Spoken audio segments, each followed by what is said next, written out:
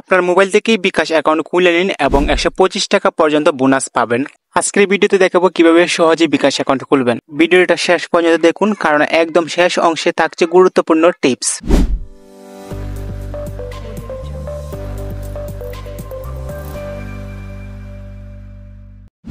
ওকে, আপনি আপনার ফোন থেকে গুগল প্লে স্টোরে চলে আসবেন। গুগল প্লে স্টোরে আসার পর উপরে দেখতে পাবেন সার্চ বক্সে আপনারা লিখবেন বিকাশ, BKASS বিকাশ লেখার পর এই অ্যাপসটি চলে আসবে এবং এই অ্যাপসটি লিংক ভিডিও ডেসক্রিপশনে দেওয়া থাকবে, সেখান থেকে আপনারা চাইলে ইনস্টল করে ব্যবহার করতে পারেন। সো অ্যাপসটি ইনস্টলে ক্লিক করে দিলাম। অ্যাপসটি ইনস্টল হতে হতে আপনাদের কাছে একটা রিকোয়েস্ট থাকবে, আপনি আমার চ্যানেলে অথবা পেজের নতুন দর্শক হয়ে থাকলে অবশ্যই পেজটি ফলো দিবেন, চ্যানেলের নতুন দর্শক হয়ে থাকলে অবশ্যই চ্যানেলটি সাবস্ক্রাইব করে দিবেন। দেন অ্যাপসটি ইনস্টল করা হয়ে গেলে দেন আপনারা এখানে দেখতে পারেন ওপেন। দেন আপনারা এখান থেকে ওপেনে ক্লিক করবেন। ওপেনে ক্লিক করার পর এখান থেকে এই অ্যাপসটি অ্যালাউ চাইতে পারে, সো আপনারা এখান থেকে অ্যালাউ ক্লিক করে দেবেন। সো আমার ক্ষেত্রে তারপর এখান থেকে উইল ইউজিং দ্য অ্যাপ আপনারা এটাতে ক্লিক করে দেবেন। তিনবার আমার কাছ থেকে অ্যালাউ চাইছে।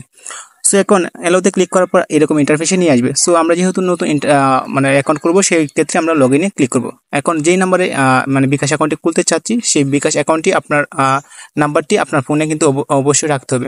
সো এখান থেকে আমি আমার বিকাশ নাম্বারটি এখানে দিয়ে দিচ্ছি। নাম্বারটি দেওয়া হয়ে গেলে নিচে দেখতে পারবেন পরবর্তী বলে একটি অপশন থাকবে, আপনারা পরবর্তী অপশনটিতে ক্লিক করবেন।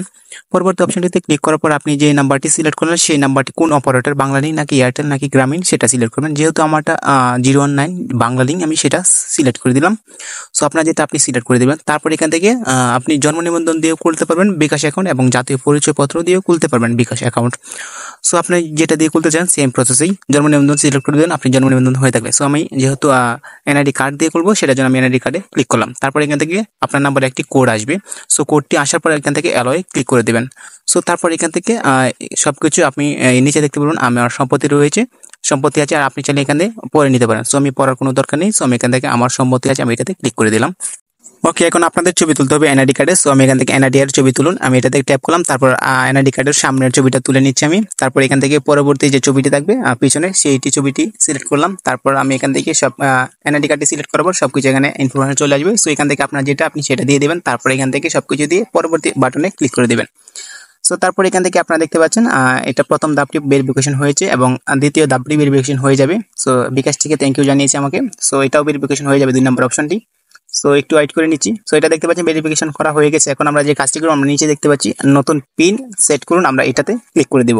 ওকে, আমি এখানে ক্লিক করে দিচ্ছি নতুন পিন সেট করুন, আমি এটাতে ক্লিক করলাম। এটাতে ক্লিক করার পর আপনাকে এখানে পরবর্তী ধাপে নিয়ে আসবে। এখান থেকে আপনার নাম্বারে যে নাম্বারটি দিয়ে বিকাশ অ্যাকাউন্টে খুলছেন, সেই নাম্বারে একটি ভেরিফিকেশন কোড আসবে। সো আপনার এখান থেকে কোডটা আসার পর এখান থেকে অ্যালোয়ে ক্লিক করে দেবেন, এটা অটো নিয়ে নেবে।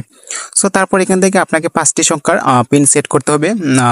সো আমি এখান থেকে 5টি সংখ্যার পিন দিয়ে আমি দিয়ে দিচ্ছি। আপনি একই পিন 2বার টাইপ করবেন। তারপর এখান থেকে পিন কনফার্ম করুন, আপনারা এটাতে ক্লিক করবেন। এটাতে ক্লিক করার পর আবারও ওই পিনটি এখানে সেট করবেন। সো এখান থেকে আমি আমার যে পিনটি দিয়েছিলাম সেই পিনটি আবার এখানে সেট করে দিচ্ছি।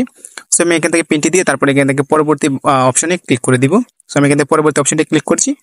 তারপর এখান থেকে আপনাকে এরকম ইন্টারফেসে নিয়ে আসবে। সো এখানে আপনি আপনার নামের প্রথম অংশগুলো দিয়ে দেবেন। সো আমি এখান থেকে আমার নামের প্রথম অংশগুলো দিয়ে দিচ্ছি। আমার নাম যেটা, এখানে ফার্স্ট নামে আমি আমার নামটি দিয়েছি, আর আপনার লাস্ট নাম যেটা আপনি সেটা দিয়ে দিবেন। সো আমি এখান থেকে আমার ফার্স্ট নামটি দিয়ে দিচ্ছি তৌহিদ মিয়া। তারপর এখান থেকে পরবর্তীতে ক্লিক করছি। তারপর এখান থেকে আপনারা টিক মার্কটা উঠিয়ে দিবেন এবং তারপর এখান থেকে নিচে দেখতে পারবেন শুরু করুন, আপনার এটাতে ক্লিক করবেন। তারপর এখান থেকে রিচার্জ করুন। আপনারা যদি রিচার্জ করেন 25 টাকা দিয়ে দেবে এমনিতেই, মানে বিকাশ অ্যাপে লগ ইন করার পর 25 টাকা রিচার্জ করবেন। যে নাম্বারে বিকাশ অ্যাকাউন্টে খুলছেন সেই নাম্বারেই করলে কিন্তু আপনাকে 50 টাকা ব্যাক দিবে আর কি।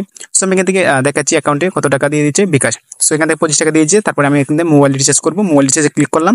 তারপর এখান থেকে আমি আমার যে নাম্বার বিকাশ অ্যাকাউন্টে খুলছি সেই অ্যাকাউন্টে আমি সেই নাম্বারে টাকাটা পারবো, সেটার জন্য আমি এটাতে ক্লিক করলাম। তারপরে এখান থেকে নাম্বারটি কোন অপারেটর এটা সিলেক্ট করলাম, আমারটা বাংলালিংক, আমি এটা সিলেক্ট করলাম। তারপরে এখান থেকে 25 টাকা সিলেক্ট করলাম। তারপরে এখান থেকে নেক্সটে ক্লিক করবো। তারপর এখান থেকে পিনটি দিয়ে পিন কনফার্ম করুন, আমরা এটাতে ক্লিক করবো। তারপরে এখান থেকে ট্যাপ দিয়ে ধরে রাখবো। তারপর এখান থেকে 25 টাকা চলে যাবে।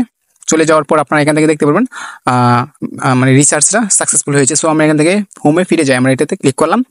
তারপর এখান থেকে দেখবেন ব্যালেন্স কিন্তু শূন্য দেখাবে। তারপর এখান থেকে অটোমেটিক আপনাকে 25 টাকা দিয়ে রিচার্জ করলেন, সেটা ক্যাশব্যাক দিবে আপনাকে 50 টাকা। সো আমি এখানে একটু লোডিং নিতে হবে। সো এখানে দেখতে পাচ্ছেন 50 টাকা কিন্তু আমাকে দিয়ে দিয়েছে, কংগ্রেচুলেশন জানিয়েছে। সো এখানে দেখতে পাচ্ছেন এটা আপনাদের লাইভ দেখালাম আমি।